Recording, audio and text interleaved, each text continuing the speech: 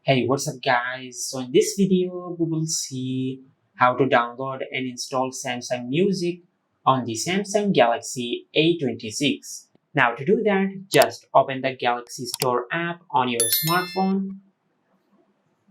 Now in the search bar, just search Samsung Music.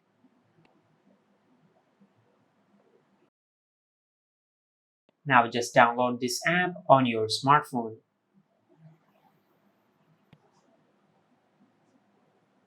Now it will take a few seconds to download this app on your smartphone, and once the app is fully downloaded, just tap on open. Now from here, just tap on continue and tap on allow. Now just tap on allow.